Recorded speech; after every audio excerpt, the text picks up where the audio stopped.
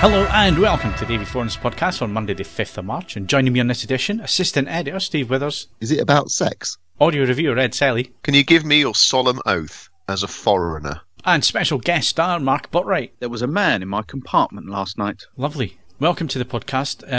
You're all probably sat at home under inches and inches of snow. It's been a hell of a week. The Beast from the East meets Storm Fiona, or Storm Emma, sorry. It's a bit like it's like a Disney cartoon or something, isn't it? The Beast from the East meets Emma or whatever. Or maybe it's a 70s porno, I don't know. It's a bit strange. Two storms at once. The UK is under snow. I opened the door the other morning, the front door, and there was 8 inches of snow compacted up against the door. And when I opened the door, it was all stood there 8 inches high. The Mustang, I haven't seen the Mustang all week. Sorry, are we still talking about some 70s porn film? No. I haven't seen the Mustang all week. It's under snow. It's still there. I can see the lump in the snow, but yeah. I was going to say, you think it's under snow? It'd be a great way to steal a car and not have anyone notice. It's actually 40. It's 44 bin bags at the moment. Yeah. So it'd be great if you could do that and make the snow look like it had actually fallen like that. That would be genius. You know, you're welcome to the car if you can pull that off. Absolutely. And drive it in the snow. Yeah, that's the main one. Yeah. Get it 10 feet without, crashing into a crowd or a lamppost or something. You jest. A DPD has delivered a box this morning because my DPD driver is insane. They had 3 vans in accidents yesterday. And it's like, I said to him, you guys not planning on stopping? He goes, the moment that one of the courier companies decides to call a halt to it, we all will. But we're just waiting for someone to be the person to announce it first. So they're basically first. They're just playing chicken, basically. Yeah. But I think everyone's got one DPD driver like that. He's like Otto from The Simpsons. That is so true. Yeah. What was the one that went bust a couple of years ago? The CityLink. CityLink. Yeah, the guy that used to come to my door from there, he was brilliant. He had my mobile number, and he used to give me a ring before he got there.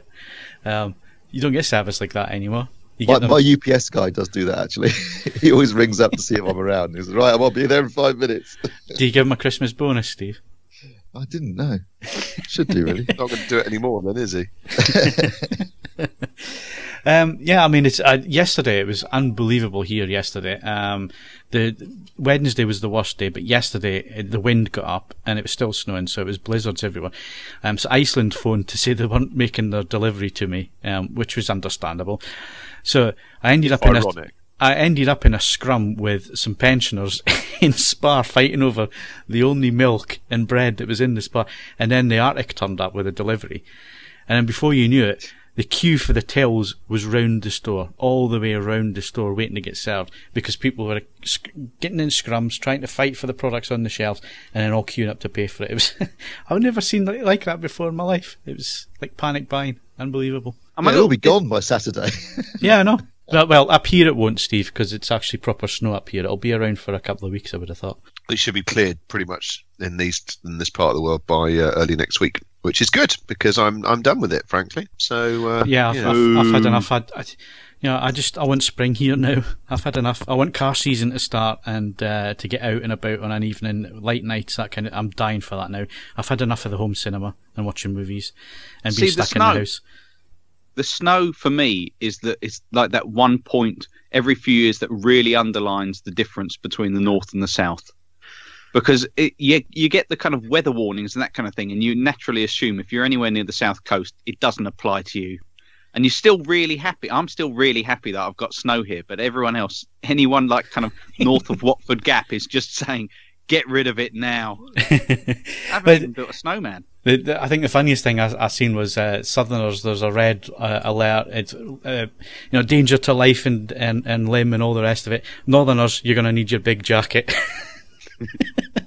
Or any coat will do. Yeah, or any coat. Yeah, I got sent a photograph yesterday of six really nice looking women in bikinis on a night out in concert with the snow. Well, that's it's part of the course, but it's just weird.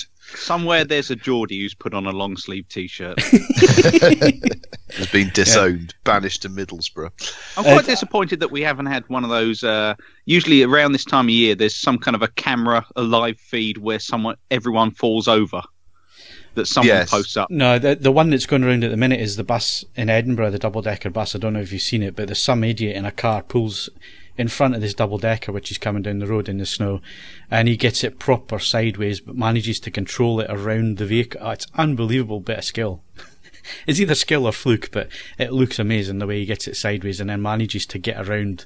The bus driver or the car driver? The bus driver. So he's a double-decker, he's got it sideways in the snow, and he manages to manoeuvre it around this car that's gotten in his way. Dab of Oppo. Yeah, absolutely. But you know it's bad up here, and all joking aside, you know, we're on about like scantily dressed females and all this. That's by the by up here in bad weather. But you know it's bad when the Metro Centre closes and the Odeon sends you emails to say, "Do not come to your screening tonight. We are closed." That's how bad it is up here. Do they reimburse you for the ticket though? That's the question I want to ask. It says in the email that they do. Okay, good. So, although obviously I'm limitless, but yeah, I was actually asking on behalf of yeah, I know. Kaz. Yeah, well, I've got it here. Odeon Metro Centre. It says refunds have been processed for all bookings. So if they've closed and they've cancelled the show, then yeah, you'll get a refund. A couple of years ago, as you know, we've got an indoor ski slope in Milton Keynes. That was closed because of snow, which I thought was richly ironic. But I mean, behind that, it was pretty serious because if you've ever seen the building, it's this giant sort of curved slope, basically. So the weight, is it? Well, yeah, there was snow building up. It was coming off the roof in sort of 1-ton chunks, and there was a bloke standing outside the Weatherspoons who very nearly got totaled. So, yeah. There was a reason to it, but it was sort of ironic. That's why we're not at the top of the table in the Winter Olympics, because our snow facilities close when it snows. Yeah, the stadium that the Super Bowl was held in this year, I think it was last year or the year before, there was a heavy snow, and it's one of these stadiums with the glass roof, and it collapsed in on itself. That to evacuate the stadium because it just all collapsed in with the weight of the snow. So, yeah, it's I'm just waiting on it coming off the roofs up here. It's going to be interesting. Yeah, well, it's just I think we'd do another light dusting middle of today, but then that's it. So, all good. Back to look normal. On the bright side. Next year's version of You've Been Framed should be better. I haven't seen that in years. Is it still on? You're missing out. Is it still Harry Hill? Oh yeah, it's still Harry Hill. Oh, that's all right. I like Harry Hill. So this is this a podcast or just three people we're now just discussing sitting around discussing the weather? We're discussing exactly the same as everybody else is discussing at their work and around the water cooler in the office and so on. It's been the conversation all week. It really has. Right, so let's move things on then. So we could win some things in some current competitions, can't we, Mark? Yes, we can. We can win Jigsaw on 4K Ultra HD Blu-ray and a Blu-ray box set of all 7 Saw films, and that's signed by actor Tobin Bell, who plays Jigsaw, and that one runs till the 7th of March. We've also got Thor Ragnarok on 4K Ultra HD Blu-ray, and that one closes about a week later, 12th of March. Oh, my birthday. And just a hint there, slight hint. And previous competition winners, Mark? Yep. Sarah 7 won The Deuce, the complete first season on Blu-ray. Good stuff. And have we got a review of that coming, Steve? Yes, we will get a review of that coming. Interesting. So I'm interested to see what it's like. I've had some. Well, it's going to take more time to write the review because presumably it's being written one-handed. Oh, has it got a lot of nudity? I believe it's wall-to-wall nudity. So, yeah. Sorry, I didn't click there. Well done, Ed. Good joke. I'll get there eventually. Right, coming up next is hardware news.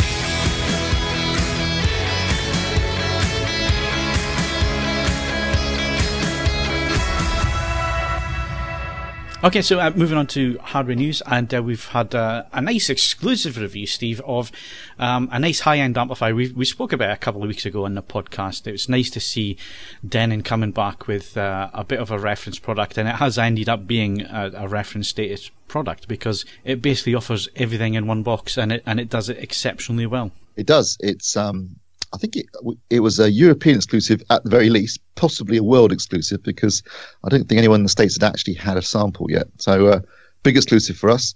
Cracking AV amplifier, I should stress. So AVC X8500H. So the AVC signifies that it's Yeah. not a receiver, which means it doesn't have a built-in AM and FM tuner. It's a hard habit to get out of, isn't it? Because I keep calling it a receiver. We've had many receivers and very few AV amplifiers. In fact, we haven't had any AV amplifiers for about 7 years, by my calculations. The last time Denon did one, basically. Almost, yeah. Okay. Actually, it was Pioneer. Did they do an AV amplifier? It was a Susano thing. Yeah, not typing or in the video saying receiver was really difficult because it's just a habit now, an AV receiver, not AV amplifier. Why is an AV amplifier? Because it hasn't got a tuner. Personally, I don't think it's a big deal. Apart from anything else, FM reception where I live is awful. But I don't think most people who will buy this kind of product are buying it for an FM tuner. They're buying it as a multi-channel surround process. I don't know many people who sit in their home cinemas and listen to FM. No. And if you do want to listen to the radio, I know it's not quite as good quality, but you can always listen to it on the internet. So it's not like you can't access the radio via the amplifier. And if you really, really have to have FM, then buy a tuner and connect it to it. It's got an actual dedicated connection for a tuner if you do want to do that. Can you imagine the one guy who takes this back and says it hasn't got an FM tuner? They want this. Yeah, just point out, it costs £3,299. So it's not cheap, but I've got to say, when you consider all that it does, that's actually quite a reasonable price. It is, yeah. And has it got the fancy HDMI thing that the recent Yamaha that came through that I had recently, where if you plug it in, it then names it on the front? Does it have that? It does actually, yes. It will detect things now and tell you what it is. Yeah, that's quite nice. so much easier than going through on the remote control and trying to put the name in. Something that they didn't mention to me, Denon, but someone pointed out because it'd been mentioned in the States, and I think this is a valid thing really worth mentioning, is that there is an upgrade path for this amplifier as well. It currently has HDMI 2.0, and they will be adding things like enhanced audio return channel via a firmware update later this year. But next year, once the chipsets are available and they can actually physically do it, there will be an option. I mean, it will cost you, but there will be an option to upgrade the HDMI inputs and outputs on the X8500 to HDMI 2.1. And so there is a solid upgrade path. And Denon have got form for this, so they will do it, because they used to do it in the past with a big high-end. They did it for the X7200. Yeah, the X7200 had a full HDMI board change you could get done when there were some changes made there to allow for things like HLG and HDR. Yeah. So yes, they got form for this. This will be their flagship product for about the next 3 years, because the X7200 has been the flagship product for the last 3 years. So this is certainly going to be around for a while now. This isn't something that's going to be switched out next year, and they are building in a solid upgrade path. So I think that's really good of them. I think, if you buy this if you buy this amplifier, you can expect it to be valid for some considerable length of time, I think, because once you get past HDMI 2.1, I'm not sure what else they could really add. I guess the only thing it doesn't pass as far as HDR goes, because it does do HDR10, HLG, and Dolby Vision, is that it doesn't currently pass HDR10 Plus. That might be something that will require HDMI 2.1, or maybe it's something they could do with the existing chipset. I don't know. I guess we'll find out through the course of this year. But yeah, in terms of feature set, I mean, apart from a tuner, I would struggle to find anything that this amplifier does not have. Is this the one that does? Yeah, I was just going to say, it does Amazon Alexa. Sorry, it will have that. They're again adding that actually in the spring, so quite soon that's going to be added, and it will also support Dolby Atmos, DTS:X, and it will also support Auro 3D as for free. But that update will come a bit later in the year. The big selling point on this is it processes up to 13 channels. So that means you can run a 9.1.4 Atmos configuration or a 7.1.6 Atmos configuration. So you can either have 2 front wide speakers or 6 overhead speakers. That's the option. Yes. If that's the case, can you do 3-layer Auro 3D? Yes, you can do the full the full Auro setup. So you can run, and that would be 7 ear level channels, 5 height channels, and a voice to God channel. Wow. You can do the full Auro setup. And what you can do, which is really cool, is that it comes with 15 speaker terminals. So you can actually wire up both a Auro and a Dolby Atmos configuration. So you could have your 7 ear level channels, your subs all wired up normally. You'd have 5 height channels, 4 of which you could then use for either Atmos or Auro, but you'd also have the center height channel and the voice of God channel, so you could switch seamlessly without having to rewire anything between the two configurations depending on what you're listening to. Now that's quite cool. That really is quite cool. I mean, that is such a niche of a niche of a niche. Yeah, I mean, but it's super cool for people who have dedicated rooms and want to do that.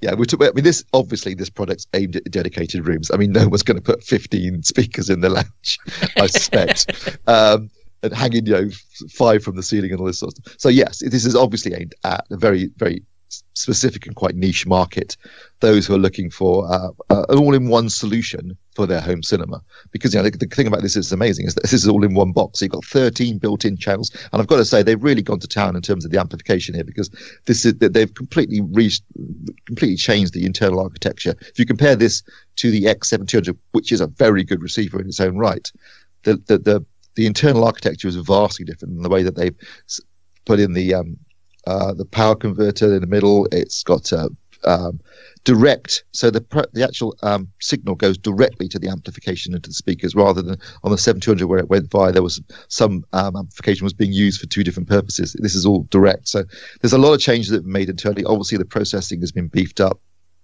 They've got 2 Griffin Light ADT, Griffin Light DSP processors in there.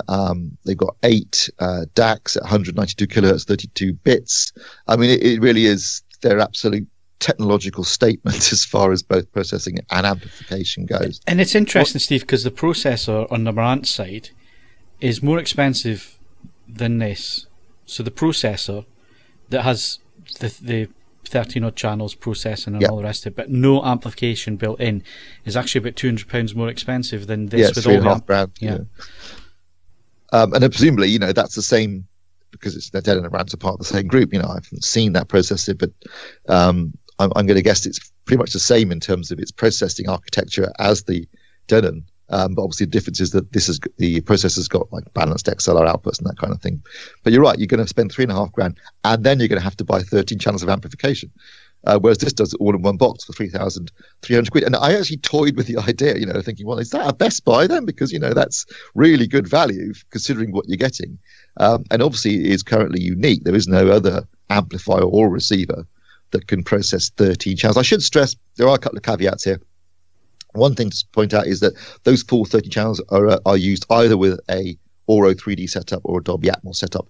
DTS-X is still only, you can do 7.1.6, or you can do or 7.1.4, but it doesn't do the width channels on DTS-X. And if you're using the upmixing, so take Dolby Surround, for example, that also doesn't seem to employ the width channels. That just uses the normal channels you'd expect. So it's not, it is explicitly for Dolby Atmos content, Dolby Atmos encoded content, and Auro 3D encoded content. But even so, it's still impressive that you can do all that from a single amplifier. And I have to say, I've always felt that, given that most rooms are rectangular, there was a sort of quite a big gap between your front and your side surround channels, and this addition of width channels does fill in that gap quite nicely. And obviously when you're talking about things like Atmos and Auro 3D, where they're moving sounds around in 3-dimensional space, the more channels you've got to play with, the more precise that imaging and steering can be. Performance wise, it was absolutely stonking. I've got to say, it really is a cracking amplifier. It's got plenty of headroom in there for a really nice dynamic range. The processing is really impressive. The steering of effects, the sound field that it creates is fantastic. Something like Deepwater Horizon, that's about as close as I ever want to be to being on an exploding oil rig. I guess what we have to obviously make clear here as well, and it has been raised in the thread, and that was the comparisons to the AVR 850 from Arkham, which scored really well as well. But the fact is that it's only a 7-channel AV receiver. You would have to add extra amplification. And am I right in thinking it doesn't do 13 channels of processing anyway? It's only 11 channels, isn't it? It's an 11-channel processor with 7 channels built in. So yes, you'd have to add 4 more channels of amplification to get the full 11 channels. But having said that, pure audio terms, that receiver, the AVR 850, does sound superb, and obviously it has Dirac Live, which is vastly superior to Odyssey. With all due respect to Odyssey, Dirac Live is a whole step above that in terms of its flexibility, in terms of the processing. I mean, that uses a supercomputer in Sweden to calculate the room EQ. yeah, that if you're looking at it in pure audio terms, I'd say that the AVR 850 has the edge. But as you say, Phil, you're going to spend more and get less in terms of processing amplification. So there is a balance to be made there. Yeah. So the reason the Denon has gotten the reference badge, just so this is absolutely clear, is that it is a one-trick pony in terms of it's got everything on board, but it does it exceptionally well. And this is going to be the product, probably for the next 12 months, maybe for the next 24 months, that everything else that comes through the review rooms is going to be compared to. Yeah, yeah. If you're getting an AV amplifier or receiver, then it's going to be measured up against this. A single box solution, particularly, I think we're talking about here as much as anything. Yeah. Then this will be the point at which it's compared to.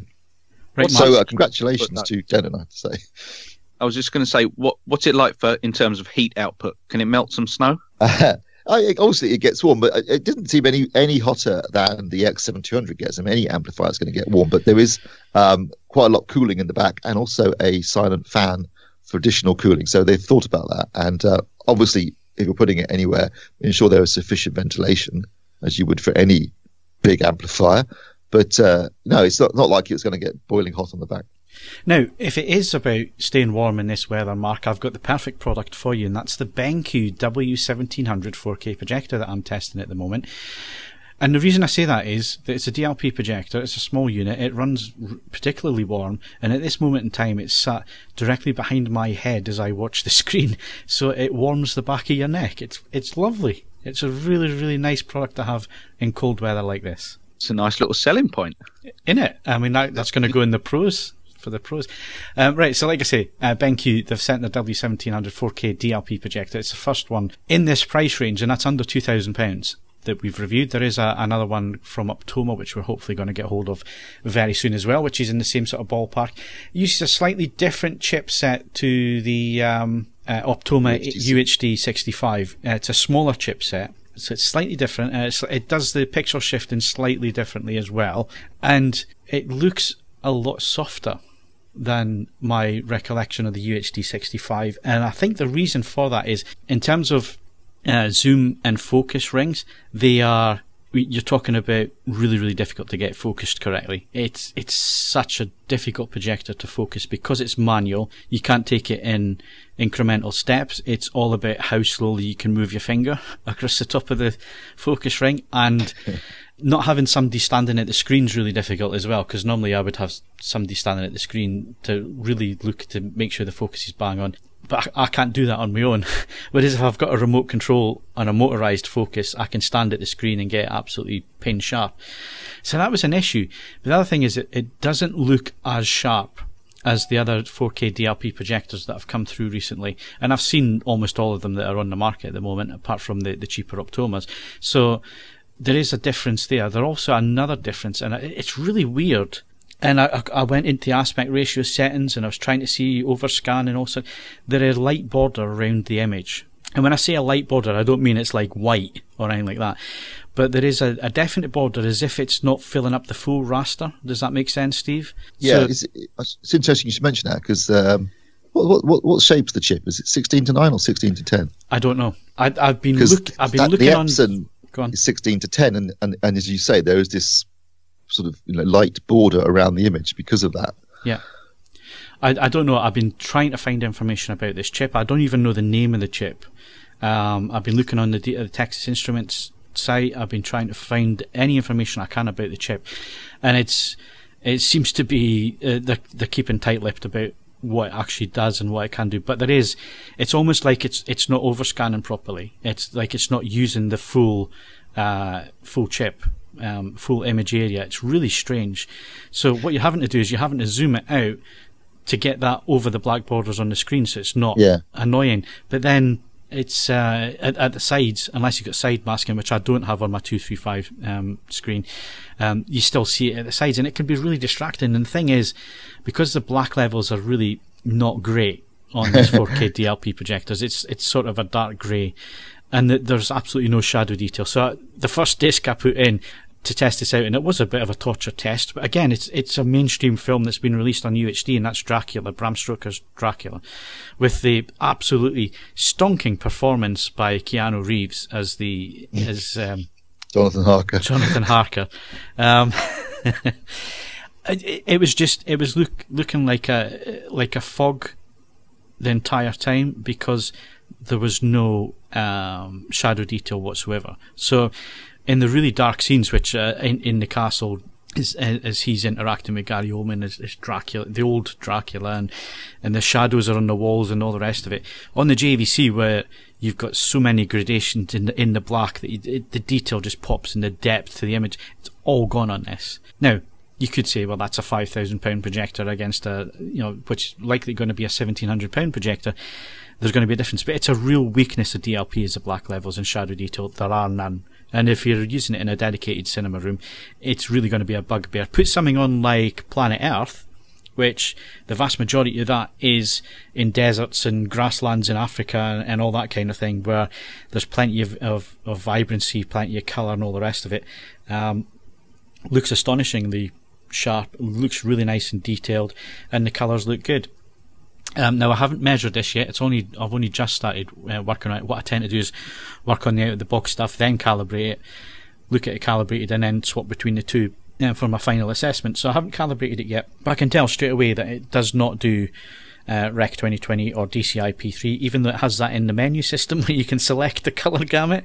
There's no way it does that. It's Rec 709, and what it's doing is it's basically ramping up the luminance, colour luminance on a Rec 709. You then start to lose detail within colours. It looks garish. It looks really odd. Yeah. So it's a shame that that's the case, but again, you're using a colour wheel, RGB colour wheel in this projector, and there's only so much you can do, even if you coat it with phosphors, which is what they do nowadays to get it to reach Rec 709 and to be quite accurate at that. Although green tends to be hit and miss depending on how the processing works on these things, but you can tell it's Rec 709, and there's nothing wrong with Rec 709. Yeah, we've had it for the last 20 odd years. We'll have it for another 20 odd years because legacy formats and all the rest of it. There's nothing wrong with it. It looks great, and like I say, put something like Planet Earth on, or another film I was watching the other day on it was La La Land, the beginning on the motorway, on the freeway. Oh yeah. And I love that film because of the whole Technicolor. I want to see how it would handle the whole Technicolor, really a vivid colour palette of the dresses and all the rest of it, and the costumes and that kind of thing. Plus, I love the musical numbers. I hate jazz, but I love the numbers in that film. So I watched that a little bit again. The nice bright scenes. It's got plenty of pop. It looks really quite dynamic and all the rest of it. There's no way this is an HDR projector. It has got an HDR setting. You can do +1, +2, or -1, -2 in terms of the brightness. I need to get the probe up and actually, but all that's doing is it's just affecting the gamma curve. That's all it's doing. In HDR terms, well, I couldn't tell the difference between HDR on and HDR off, because there's nothing in the black levels. There's no shadow detail there, so you're starting at a really high point, and then there's only so much brightness that this projector has. So in terms of HDR, there's nothing there. There is no HDR on this projector. It's a projected image. So first impressions, it's a bit of a mixed bag, really. You look at the price and you look at the fact that it will take a 4K signal. How much does it cost? I think it's £1,700, but I'm going to have to double check that with BenQ because the price seems to be fluctuating. When I've searched it on Google, there seems to be a number of prices at the minute. They're all under £2,000, but there seems to be some variance. So I need to get BenQ to actually confirm what the SRP actually is, the suggested retail price actually is. But I think it's £1,700, which for a projector that can accept a 4K signal and a HDR signal is pretty good. It's quite cheap. And it's quite cheap. Although, you only have to add a few £100 onto that and you're into the Epson side of things where you will get wide colour gamut. This projector, this BenQ does not have a wide colour gamut. The only thing it does is it will accept a 4K signal, and it has this new DLP chip, the smaller chip, to... This is the one we were talking about last week. Yeah. The one that does the 4 things rather than 2. Yeah, that's the chip. So, but like I say, they're really, really guarded. Texas Instruments are anyway, because there's nothing on their website about it. I've looked for white papers. I've done a lot of searching to try and find out exactly what this chip is, the product name for it, and what it does, because it's used in a number of chassis and a number of manufacturers are going to use the same chip, because it's the same one that Optoma are going to use in their £1,500 Yeah. So it's the same chip. So, but yeah, it's a bit of a mixed bag. But I haven't done any measurements yet. Haven't really. I mean, I've only calibrated the normal sort of brightness, contrast, and so on for the room. It'll be interesting to test it with some ambient light and that kind of thing, because that's normally where you start to get the benefits from the DLP machines is when you have got ambient light, or if you're in a room with white walls and white ceilings and so on, and you're getting a lot of reflections. That's where this technology works better. In terms of a dedicated Batcave, it's always on a losing battle because it can't do and you know, it's not just the cheap models. I mean, the £5,000 laser projector, I'm really interested in seeing how that performs, and that review is going to drop back a little bit. It's not going to be when we thought it was going to be, but it'll be interesting to see that, because with the laser light, I'm looking to see an improvement in the black levels, and I'm hoping that there is an improvement in that dynamic range, because DLP really needs it. Its benefits are in image sharpness, and obviously this chip, the way it does its pixel shift, it's really quite sharp, and it's getting a lot of pixels on screen. But at the minute, that's the only advantage these machines have over the competition. Competition can do wide color. Competition can have a stab at HDR, and because they've got the dynamic range there. And I'm thinking about the Epsons and the JVCs here in terms of what they can do. And then obviously a little bit higher up the price range, you've got the Sonys, which are native. But again, they start at £5,500, £6,000 for a native. Yeah. So, you know, this is £1,700. So you can't expect, you know, miracles here. But at the same time, I want to give it another week or so before I give my final verdicts on this. And obviously I want to measure it over the weekend and get it all calibrated up and just see exactly what it does. Because there's a few things on there.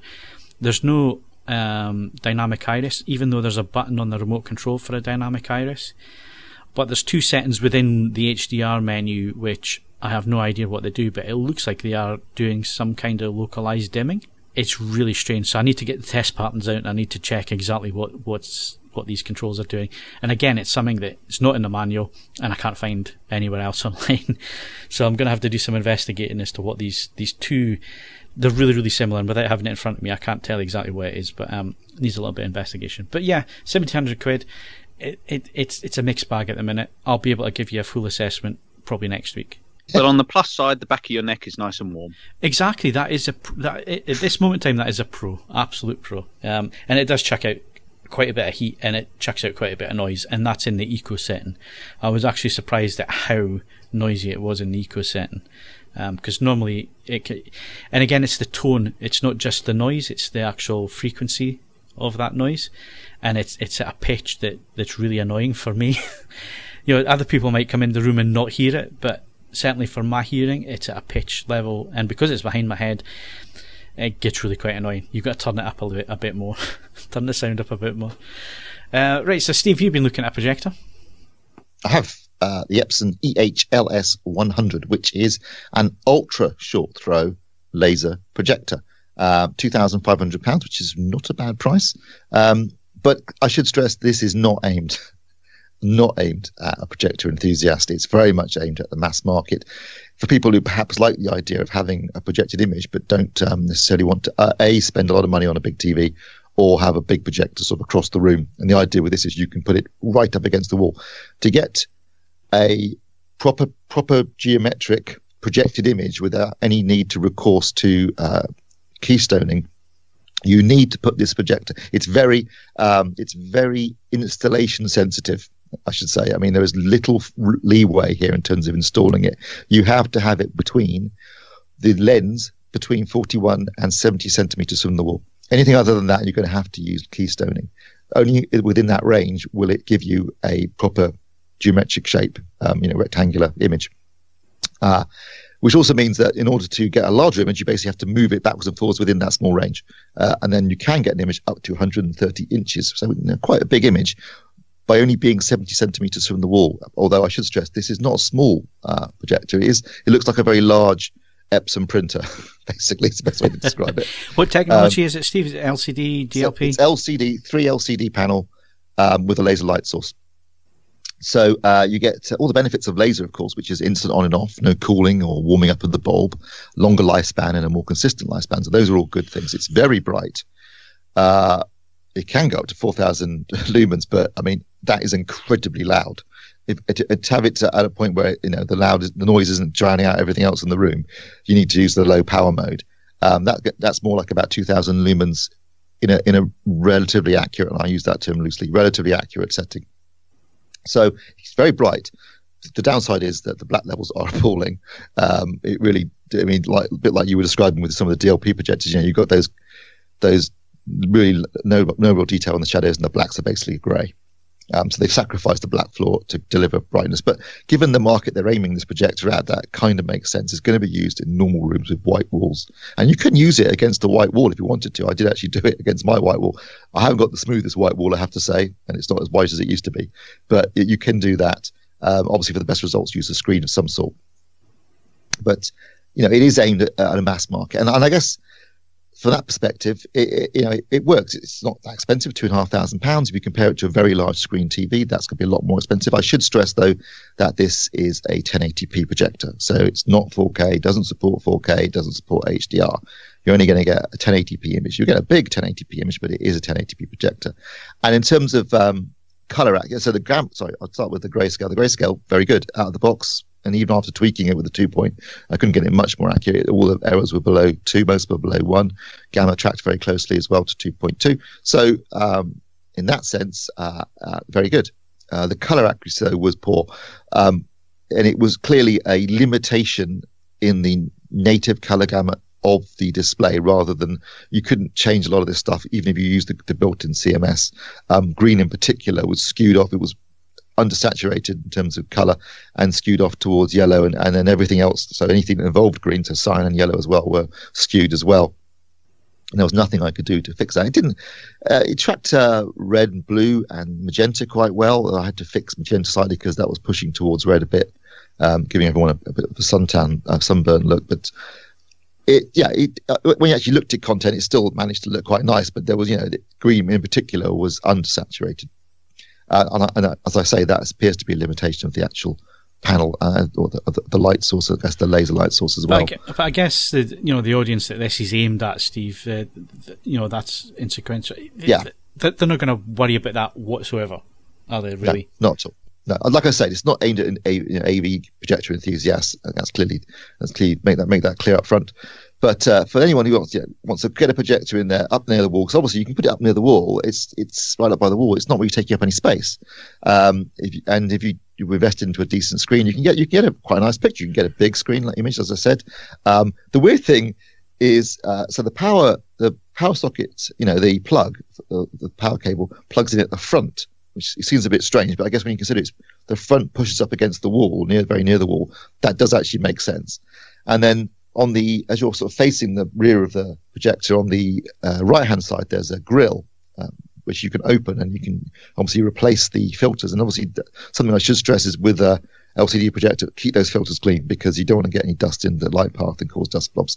But next to the filter, there is a control you pull up and down, and that's how you focus it. So like I say, setting it up, you don't have any, there's no zoom, you can zoom within the image, but you can't zoom the whole image. So electronically you can zoom within the image, but to create a larger image, you actually have to physically move the projector further away from the wall.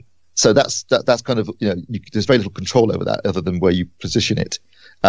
To focus it, though, you pull this little thing up and down, and then you can focus up and see each individual pixel.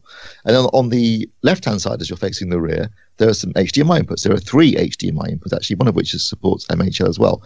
And it was only when I was filming it that I realized that there was a detachable section behind which there were more connections, but you literally couldn't see them unless you knew they were there, which is a bit strange. But those are things like VGA and this kind of stuff, so more legacy connections. But the 3 HDMI inputs are easily accessible on the bottom. So as you say, Phil, I mean, it is aimed at a mass market audience, someone who wants basically a projected image in their house, aren't worried about things like 4K and HDR, aren't going to be too fussed about color accuracy or black levels, but just want something in an average living room where they can get a big image for things like watching football or watching a movie. And I've got to say, the motion handling was quite good for an LCD projector as well, so it handled that quite well. So this was going to be my point. I mean, what is motion handling like, and what's the input lag like?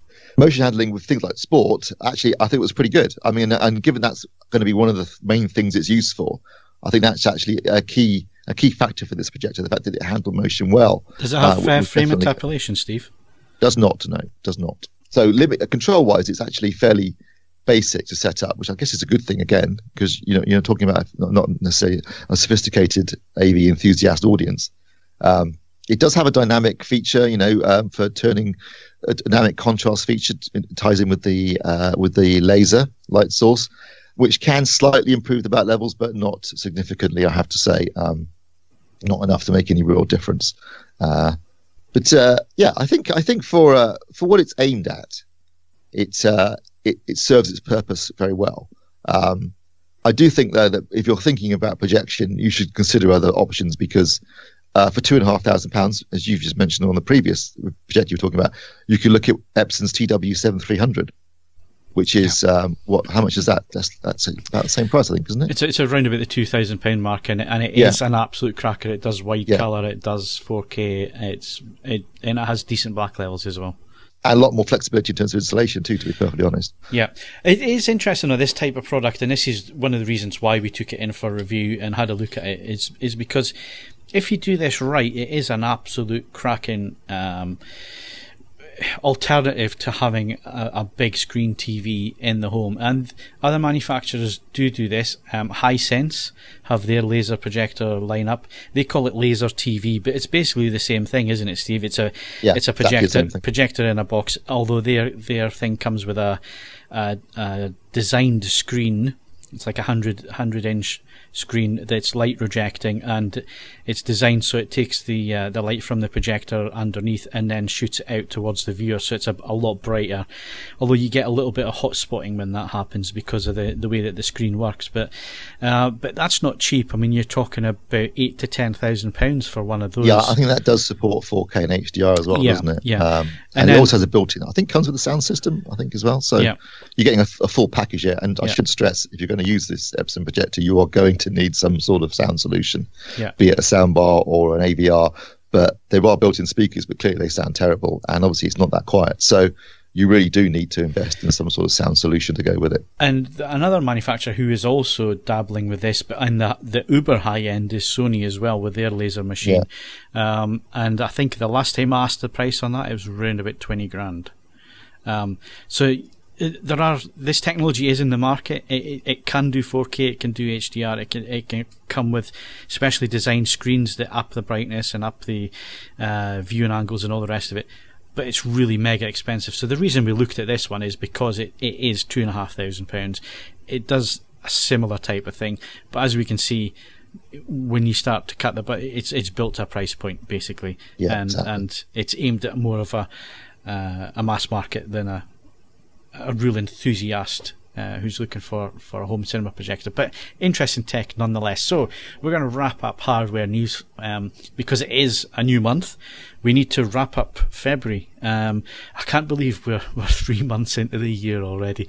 So Ed's been looking at his album vinyl release and playlist of the month, and he gave me a preview of his album of the month. And Ed, I've listened to this about 8 times now.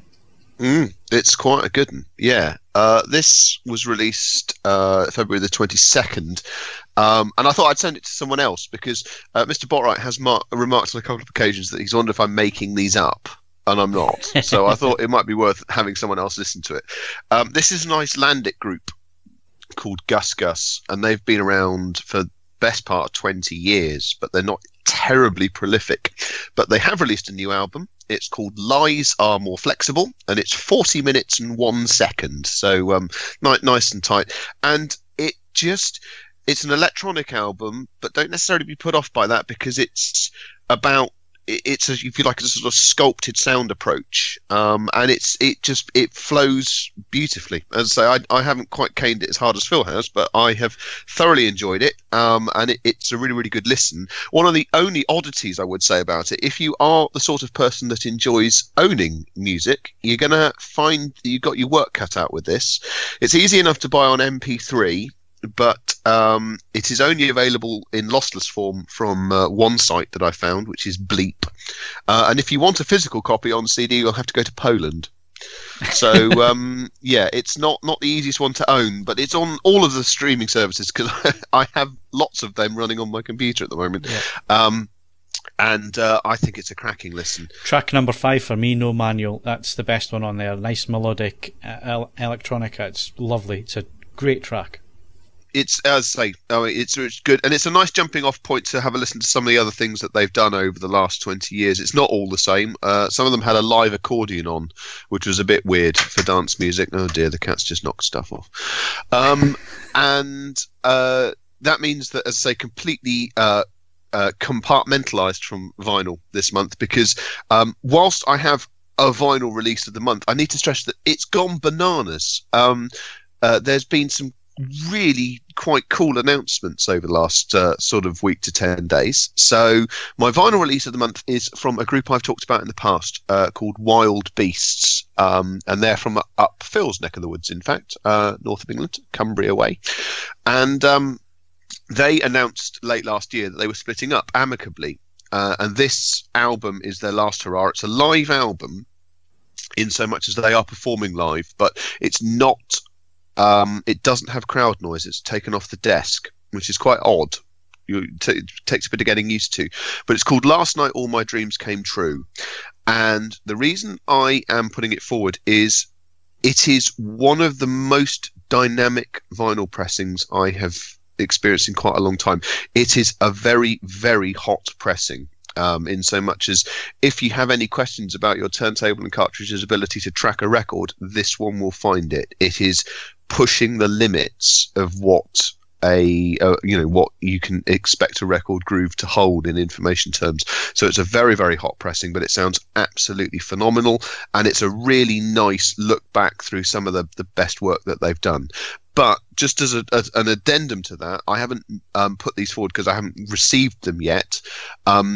Hot on the heels of Moby's Play getting a vinyl reissue, the B-sides of Play, which are arguably just as good because Moby had so much material at the time that they just all came out on the singles. That had its first ever vinyl release very recently, so that's likely to be absolutely superb. And then for those of us of a certain age, there was a band in Manchester called Gomez, and they're actually still going. But they had their, if you like, their really sort of big point mid-90s, early 2000s, and their first album, Bring It On, is now 20 years old, and it's getting a vinyl reissue, which I ordered in a drunken stupor last night. That's quite good news because a first pressing of Bring It On is very, very expensive indeed. So that's available on their website. I'm afraid all the colourful ones have been sold out, but you can have a black copy, which I've purchased.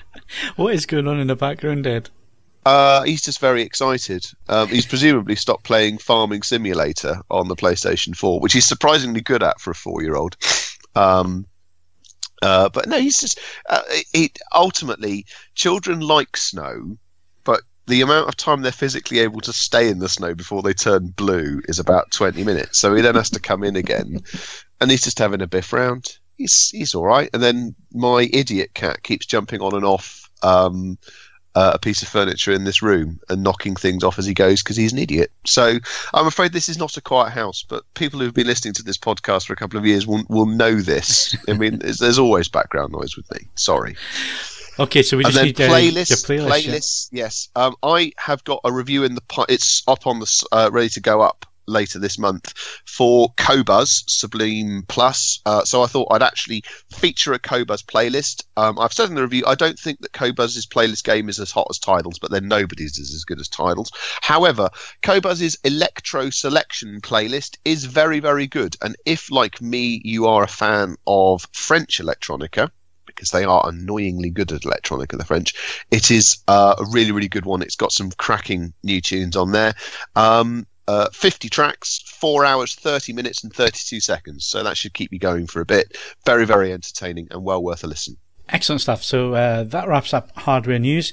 I've just looked at the clock. We're running way over time. So it's movie news and reviews next.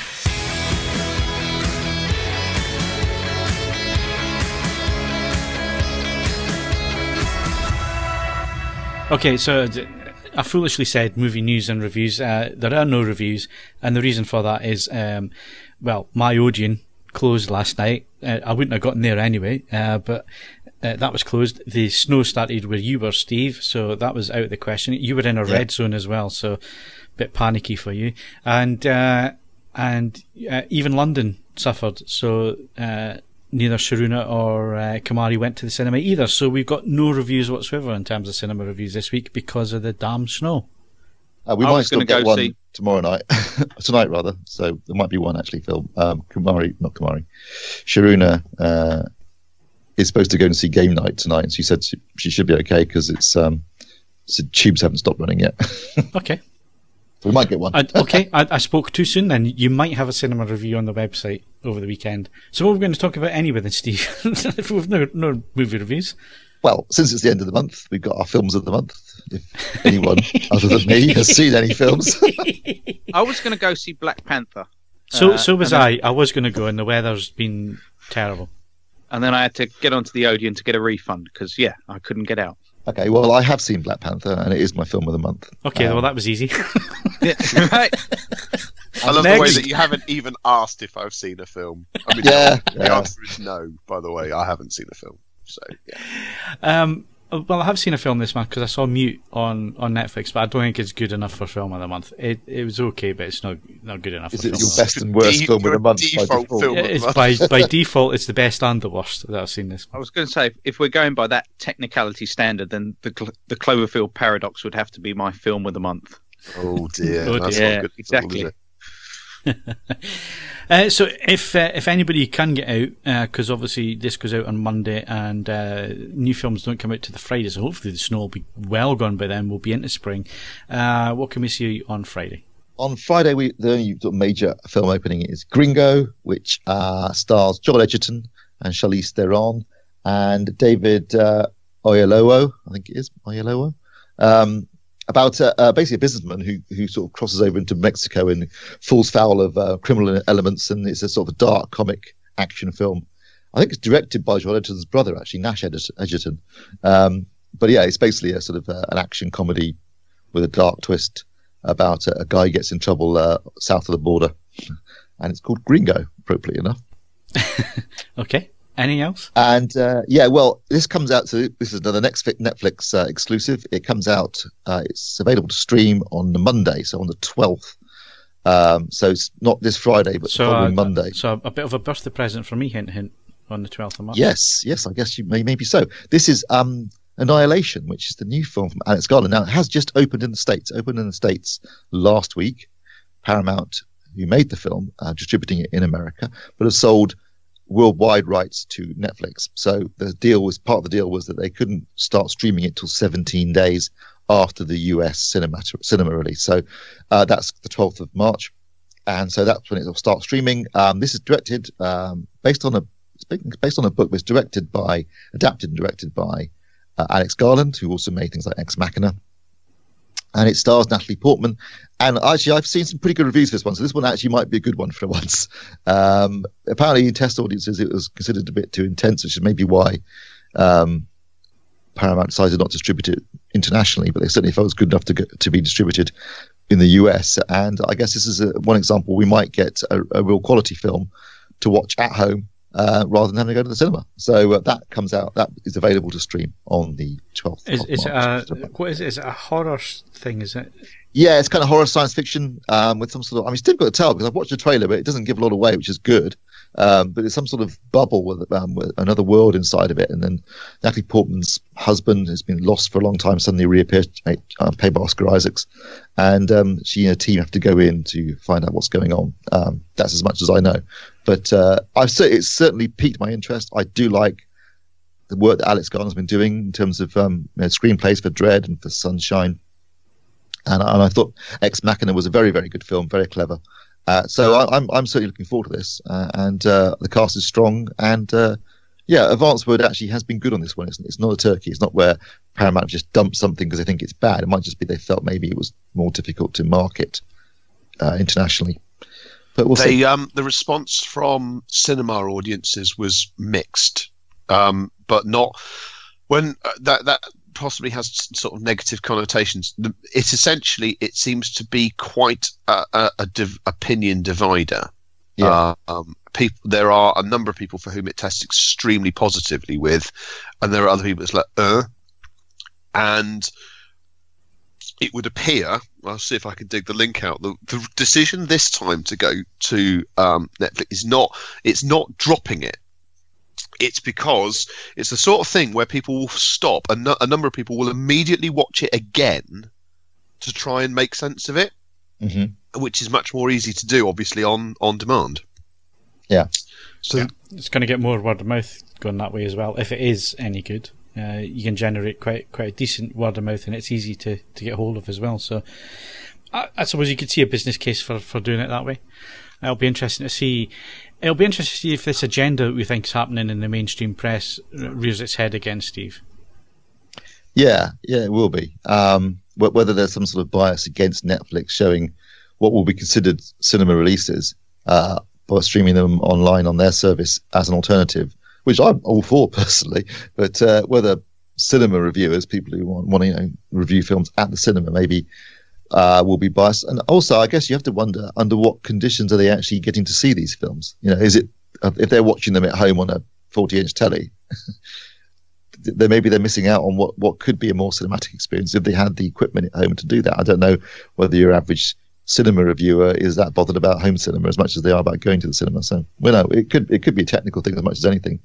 But I think this is a good litmus test because it's a film that, as Ed said, has had good, or at least mixed reviews. But I like films that are divisive. They always end up being scored in the middle by these average scoring systems because obviously if you get lots of low scores, lots of high scores, you end up with a score of 5. But a divisive film is always an interesting film, in my opinion. Even if you don't like it, I still think it's something that's brave and different. And if this is the case, and as I say, it's a director that I've enjoyed his work in the past. I like the cast, and the concept intrigues me. So I'm really looking forward to it. A week on Monday. So yeah, we'll see.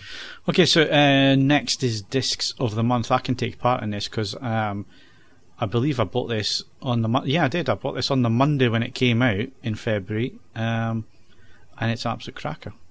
So I can take part in this. But you're going to go first, Steve. My disc of the month is easy to pick, really. It's Blade Runner 2049. That's the same as me. I'm sure it was going to be yours as well. Yeah, I mean it's one of those. It is a slow burner. It's easier to digest in the home cinema than it was. I enjoyed it more second time round at home. Second viewing as well. Yeah, absolutely. And the other thing is, it just gets more beautiful the more you look at it. It's an absolutely stunning piece of cinema. Absolutely stunning. I should be very pissed off if Roger Deakins doesn't pick up the Oscar this time round. Yeah, I think it'll be a tragedy if that was to happen. Yeah, because he deserves it anyway. But I think his work on this was quite spectacular. Absolutely good. Yeah. It's just one shot after another that's absolutely stunning, isn't it? Yeah, it's and I was a bit worried coming second viewing if it was going to stand up as well. Because you've got the whole spectacle of the first viewing and big screen and beautiful looking images and nice cinematography and sound and all the rest of it, and it plodding pace. But like you said, I enjoyed it so much more the second time around. In fact, I'd probably quite easily go and watch it a third time all the way through in one sitting as well, because I think it's one of these that just grows and gets better on each subsequent viewing. Yeah, I actually wanted to watch it a second time primarily because it's got this epic, very bass heavy score and soundtrack that I discovered there was a rattle in the room. The bass was so deep it was rattling something, which I fixed with a big lump of blue tack. So now I want to watch it again without the rattle. Greatest audiophile substance known. Blue tag, yeah, I've got 3 packages everywhere. sitting in the drawer next to me. It's fantastic. But yeah, picture quality wise, you've got, it was shot at 3.4K, it was finished at 4K. Effects done at 4K, so it's got a 4K DI, so it's a full 4K disc. HDR, of course, wide color gamut. Dolby Atmos soundtrack is absolutely epic. So picture and sound wise, it's referenced all the way. It's a great film. It's I'm beginning to think it is one of the great sequels, and the extras are quite interesting as well. So all in all, it's a really good package. Haven't done the extras yet. I've still got to look forward to that. You don't watch the little films and stuff yet? No, not yet. Short films. Yeah, that's good. It's good. Worth checking out. It fleshes in a lot of the little short films. Flesh in the sort of what happened between the original Blade Runner and this Blade Runner. Towards the details. I mean, normally, if it was a normal length film, I would watch the film and then watch the extras straight after. But because it was such an epic length, I thought the extras can wait for another day. So I'll get round to them eventually. Yeah, there you go. Anyone else? Anyone else? Yeah. Did anybody else go and buy a Blu-ray or DVD? I think you know the answer to this. No. Yeah. Some records, yes. Blu-ray DVD. Yeah, you've done your record bit, so. I didn't You just could try buy the sticking them in the Blu-ray player, but it wouldn't work. Right. Okay. There was something.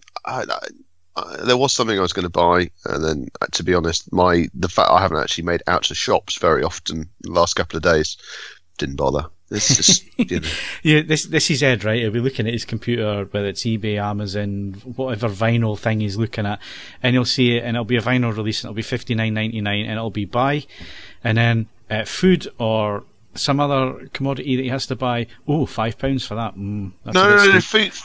Food is a different case because it's just the complexity of.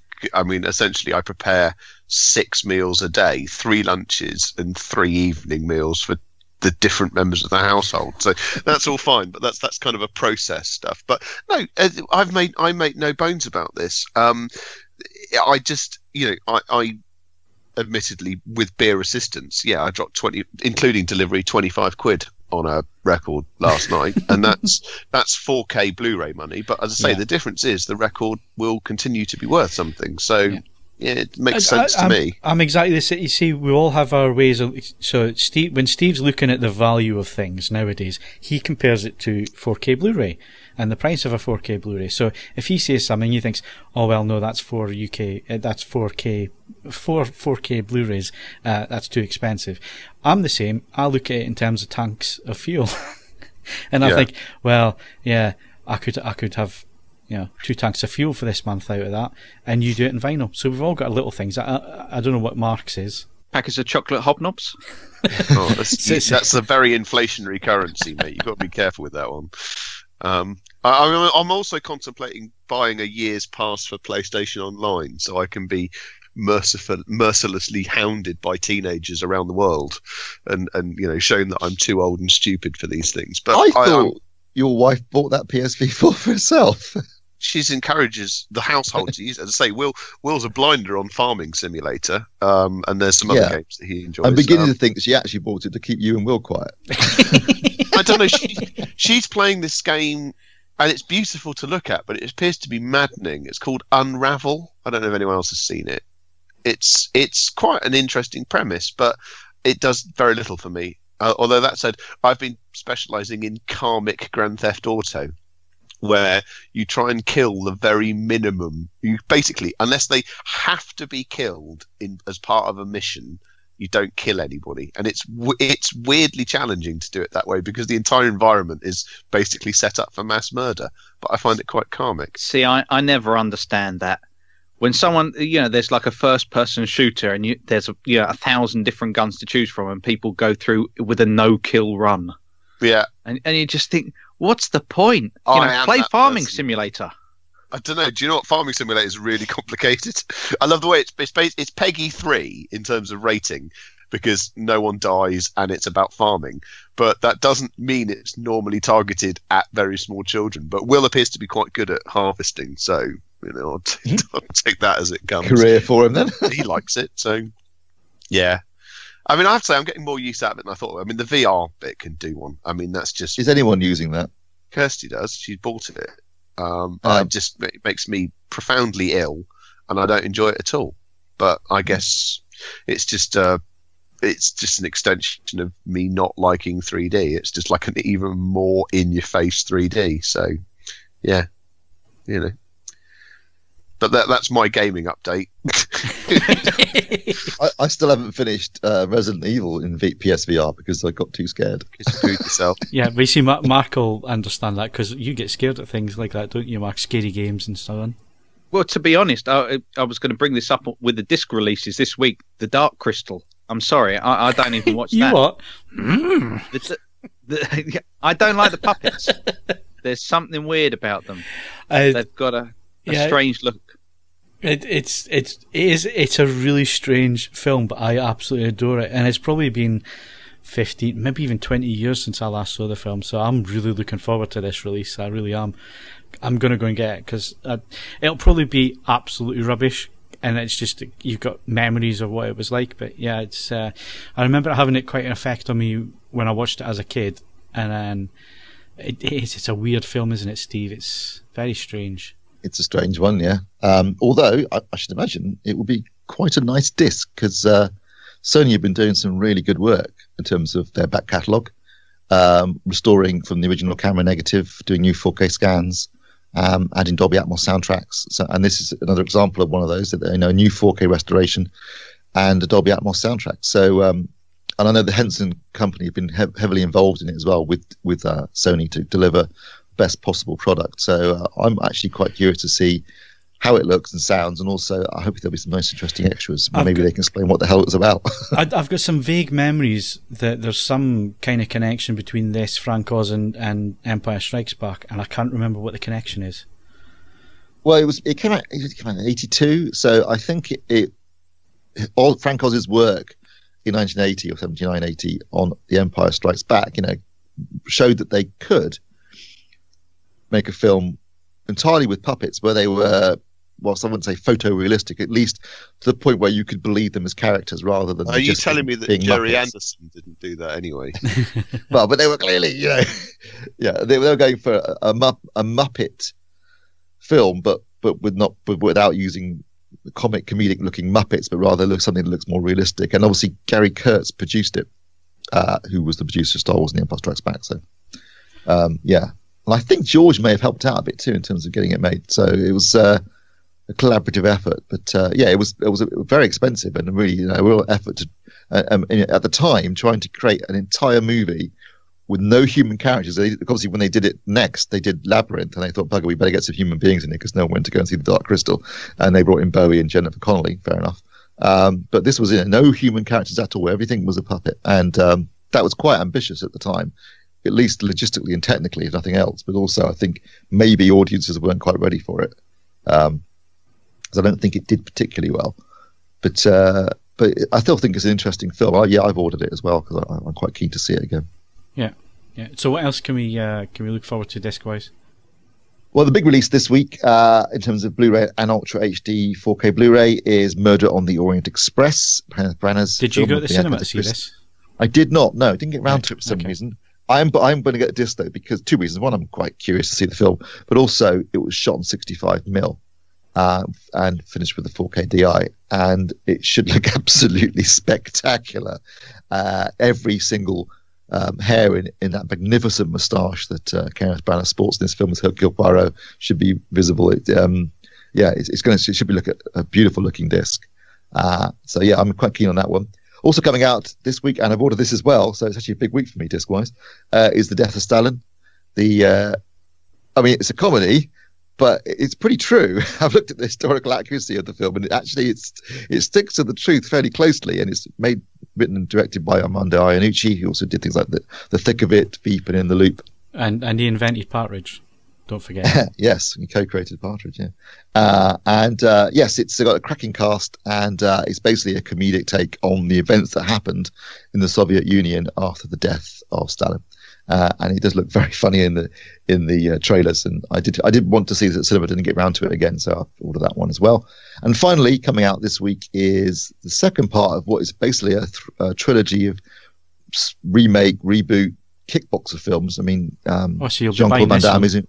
No, I will not be buying this one. This is the second part. Apparently, the first part was not great, but Kaz actually thinks this second part is much better. If you're a Kickboxer fan and a Jean-Claude Van Damme fan, also a Christophe Lambert fan, he's also in it, then this might be for you. Not my cup of tea personally, but Kaz actually did think it was quite good. It's Christopher Lambert. Christophe Lambert. We're in post-Brexit world. It'll be Christopher Lambert. Thank you for the quote for this week, because God, I was wondering where we were going to get one.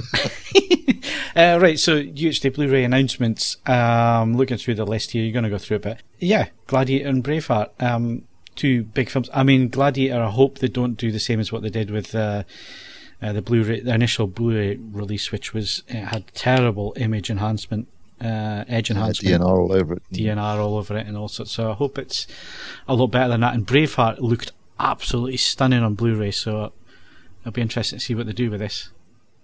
Yeah. I mean, two great films, and certainly hopefully Universal won't make the same mistake it made last time. Although I think Gladiator actually was a Paramount release in the States, so it depends on. I'm assuming it'll be the same disc in the UK and the US, but they are two different studios handling the release. But yeah, hopefully the backlash they got last time will be a lesson to them. But well, I mean, I'm looking forward to those. They did fix it though, didn't they? Yeah, they did. They did a re-release. Yeah, they did a re-release. So those two are coming out on the 15th of May. Gladiator and Braveheart. Again, these are US release dates, but I should imagine it'll be around about the same time for the UK. It looks like the 3rd of April will be the release date for 2001: A Space Odyssey, which again I'm really looking forward to. Yeah. Shot on 65mm, so that should look spectacular. And on the 22nd of May, Sony are releasing Fury, but late news because it was only announced last night. The 22nd of May, Universal are releasing their Jurassic Park box set, so the first 4 Jurassic Park movies on 4K Blu-ray. So yeah, I'll be well up for that. I love the artwork. That artwork's it looks really fantastic. nice. Yeah, really good. So I might even order the US disc just to get that artwork, because we never get nice stuff like that in the UK. No, we never get the same in the UK. I don't know why it is, but the discs are always, and that's one of the reasons why I quite often buy US discs, because they're just better packaged, nicer pictures on the front. They just look better. For some reason, there seems to be a thing in the UK where when they're doing disc releases, they go for the simplest image possible, like a picture of the star of the film on the front or something like that. Never use the theatrical artwork. Quite a lot of the time. Sometimes they do, but most times they don't. I always find them really, I suppose they're designed to catch your attention in a supermarket shelf or something, but I've always definitely preferred the US disc releases to the UK ones for that reason. Yeah, me too. Right, TV shows of the month. For me, it's going to be car related, because that's really the only kind of stuff I've been watching. Although Star Trek was epic. Am I allowed to pick that for this month? Because it's been around a while, but I managed to finish it. It finished this month, didn't it? It finished this month, so yeah, it's Star Trek for me. But closely followed by the Grand Tour, which I thought was far better than Season 1. It was there was still some weak episodes. I think they're best when they do stuff like the Group B rally film that Clarkson did.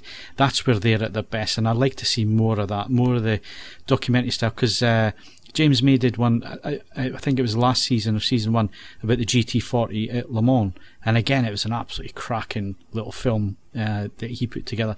So I'd like to see more of that stuff, I think. I've got to say, disappointed with the first Top Gear, even though it had a Mustang and it was all about V8s. Didn't seem to be much focus for me. It seemed to be really quite stinted in terms of the relationships. I thought it would have improved in terms of the chemistry. Rory absolutely annoys the hell out of me. I don't know what it is. It's just I find him really annoying. Even Chris Harris is a bit more annoying this time around. I don't know what they're going for here. I absolutely adore LeBlanc. I think he's superb. He's a superb actor, and he's acting here. And I get his humour. You know, his deadpan dry humour. I absolutely love that. And I was laughing out loud at a lot of the little quibs that he was coming out with. But for an episode where they were celebrating the V8 engine, Ed, there was not a lot of discussion about the actual V8 engine. It was a lot of arsing around in the cars, which, you know, it's like, yeah, it's great. It's great seeing that Mustang sounded absolutely stunning, and I would love them to sell that version of the Mustang in the UK, the GT350, because it has a different V8 engine. It's a flat plane crank engine. It just sounds different, and it was the best sounding thing on TV for the last 5 years. It sounded amazing, but that was the highlight I took away from that. It was like there was no focus. Whereas if that had been the old Top Gear guys, you know, the Grand Tour guys, Clarkson and May and so on, and if they were looking at the V8, you would have gotten a really nice little documentary film about how epic the V8 engine is and how it's the end of an era. Because if you remember what Clarkson did with the V12 Aston, do you remember that one, Ned? And it was a superb film. It was beautifully shot. The cinematography was stunning. They did a 360-degree camera move that at the time was almost impossible to do. I mean, you can do it now with these 360 cameras, but at the time, the way they did that, it was like a time-lapse shot of the camera moving around the car as he was driving it with the noise of it. You don't get that anymore, and I'm really, really disappointed, to be honest. Well, ultimately certain. This is probably a conversation for another time, but it's wider. This is wider than just the motoring focus that you're looking at. There are certain techniques, processes, and indeed attitudes towards the dissemination of information which go in and out of fashion with factual television.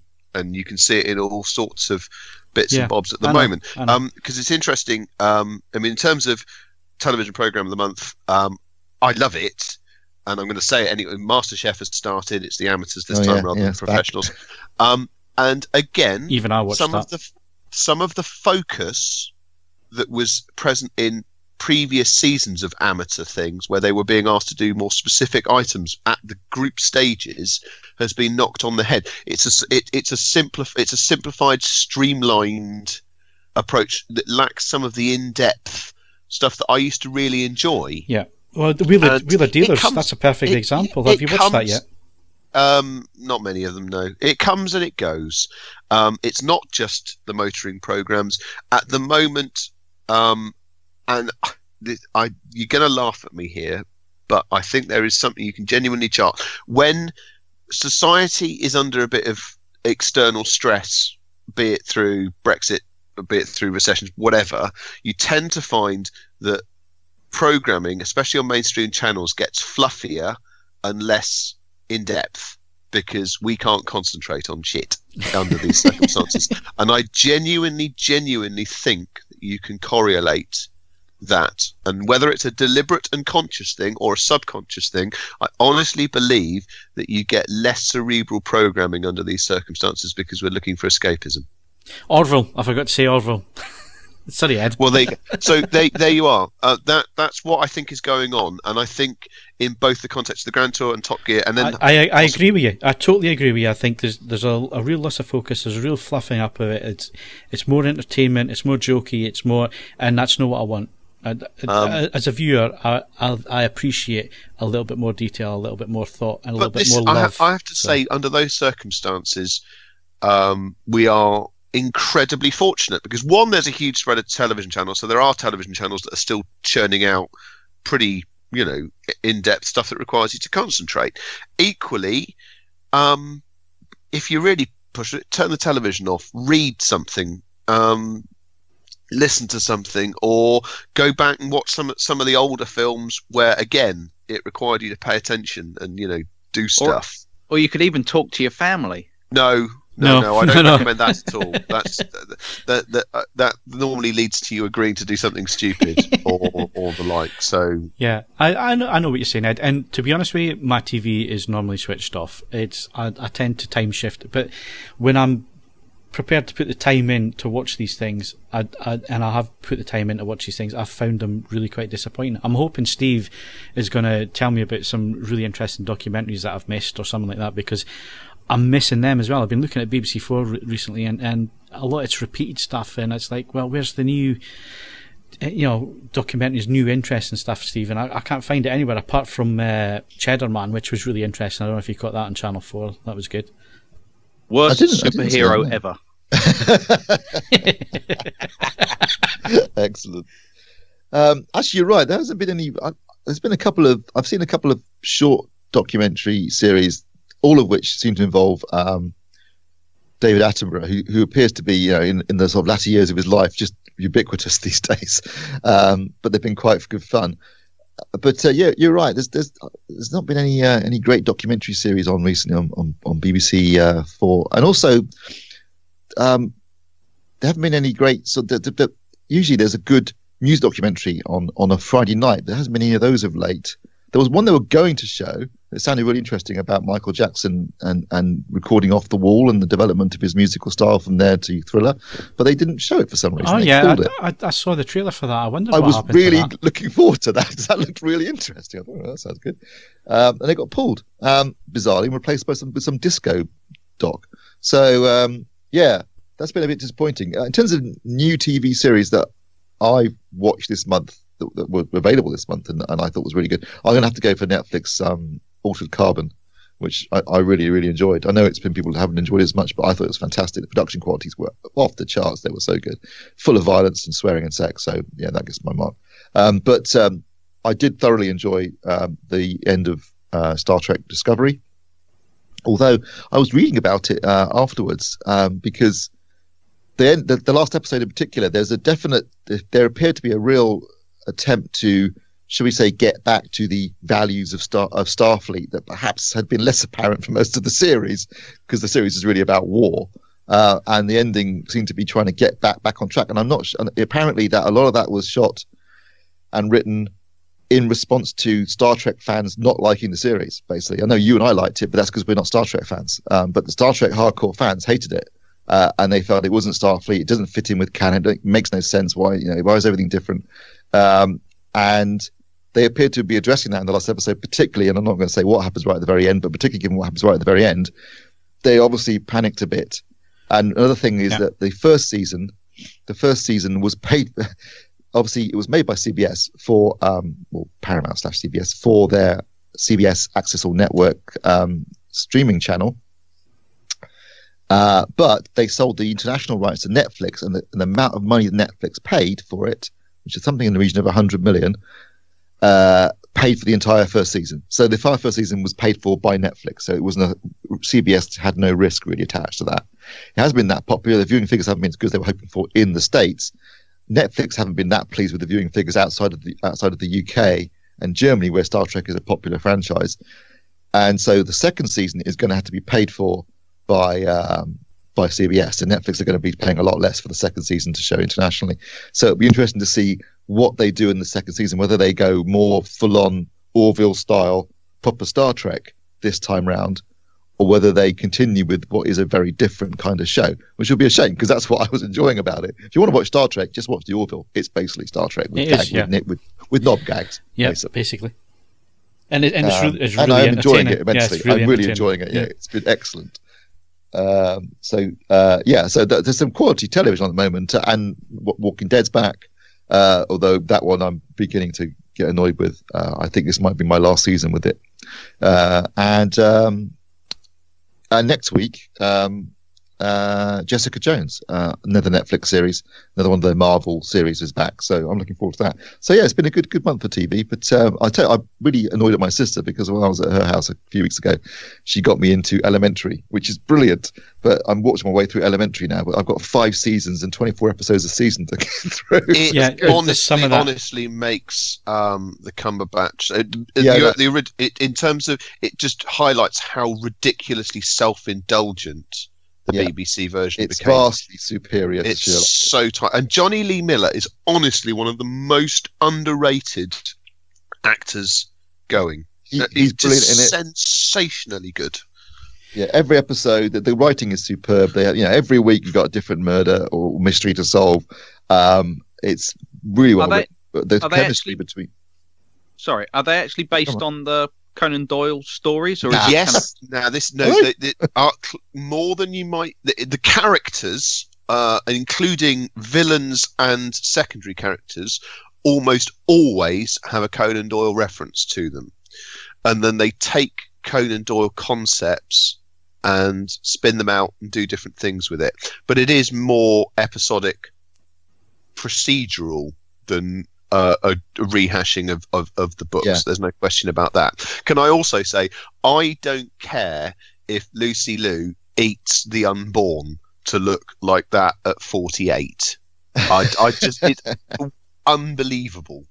That's rather by the by. But the other thing is, like a number of well-judged TV series, what I like about Elementary, and it was done particularly well by Person of Interest and some others, is that they start off as self-contained episodes, and they're better and better about pulling in longer arcs and more complex relationships as you just develop your comfort with the characters, which is very cleverly done. Very good. Superb, and I'm really enjoying it. So if you haven't had a chance to watch it yet, Phil, it's on now. See, there's things like that, and there's a few series like that where I think I really should start this, and then I look at it and I see on the description it says 6 seasons. It's like, oh hell! These are American seasons, so they're 20 odd episodes per season. I've got 120 episodes to get through between now and the middle of June, when it stops being available. It makes you quite glad though when you read, oh, there was a writer's strike during this season, only 12 episodes. Yeah. It's like when you think, well, binge watching Stranger Things was a hard thing to do, and it's only 10 episodes. It was 8 episodes. 8 episodes, yeah. Sorry, yeah. And then you look at this and you think, 20 just for one season, and there's 6 seasons of it. I mean, I've still got Game of Thrones to start yet. Still got the Blu-ray sitting there to get started on. Well, you should probably time that one. You should probably think, right, so it's going to be broadcast season 8 will be, I think, in April next year. So you want to work back from that and say, if I do an episode a week, I want to start about now, actually. 6-7 episodes, 6-7 weeks. Therefore, that actually leads you nicely into... Well, season 1 is very easy to do an episode a week because it ticks over nice and slowly. But generally speaking, by the time you get to the later season, you sort of sit there like Malcolm McDowell in Clockwork Orange with your eyes pinned open, sort of just binge watching the damn thing. What's next? Yeah. So. Okay, that's maybe something to think about. I'd need to start it pretty soon though if I'm going to do that in time for the last season. Anything from you, Mr. Botwright? What, for TV? Yeah. For me, I've just been watching a lot of sports. You've had Winter Olympics, snooker, Champions League football. But I should say early this month, we did have the Super Bowl 52. Well, it was a cracking game. Absolutely brilliant. Yeah, cracking game. But the BBC's coverage of American football with the NFL show has been absolutely fantastic. It has, hasn't it? I've really enjoyed it. I think the chemistry between the three of them is superb, and the jokes, brilliant.